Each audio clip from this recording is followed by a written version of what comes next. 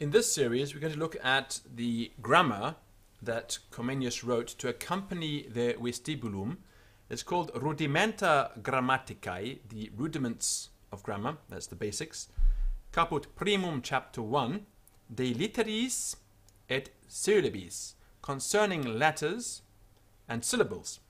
So he goes through the alphabet: A, B, K, D, E, F, G, H, I, J, K, L, M, N, O, P, Q, R, S, T, U, V, X, Ö, Z.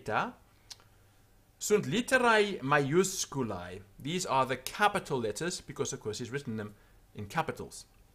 Then he does the alphabet again.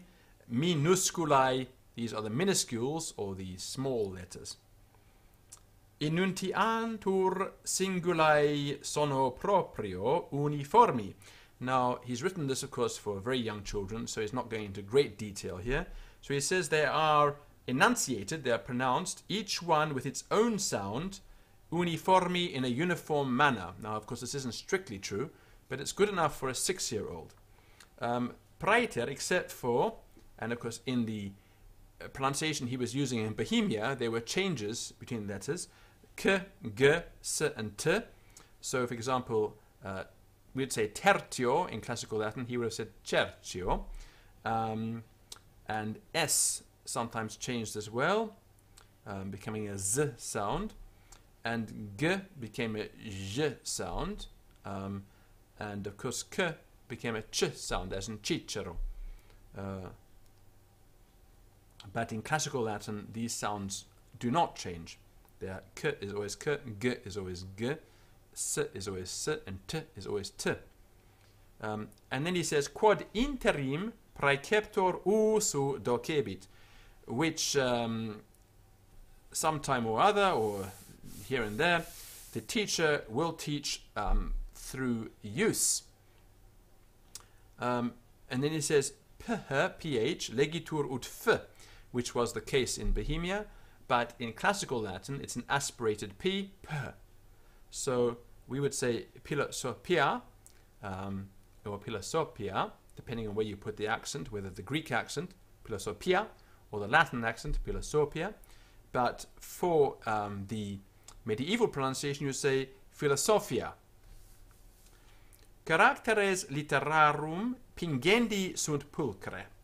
The shapes or the characters of the letters should be painted prettily.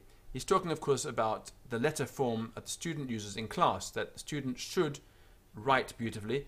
And Comenius wrote a whole tract on calligraphy and how to teach it in class. We might get to that. It's in the Opera Didactica. No, it's not in the Opera Didactica. It's in the in his other work. But it should be in the Opera Didactica, but for some reason or other it's not.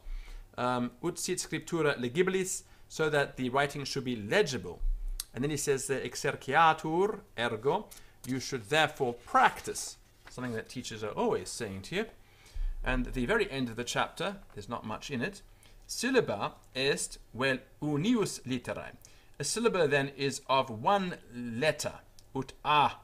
So, of one letter, unius litterae, vel duarum litterarum, or of two letters, ut ab, vel trium litterarum, or of 3 letters, ut abs, vel quator litterarum, or 4 letters, tabs, vel quinque litterarum, ut trabs, vel sex litterarum, ut stirps. And of course, that's the longest you get in Latin. You won't get a syllable that's longer than 6 letters in the Latin language. So a, ab, abs, tabs, trabs, and stirps are his examples of different syllable lengths and what a syllable is, a part of a word. And that's the end of chapter 1 of the Rudimenta Grammaticae, Comenii.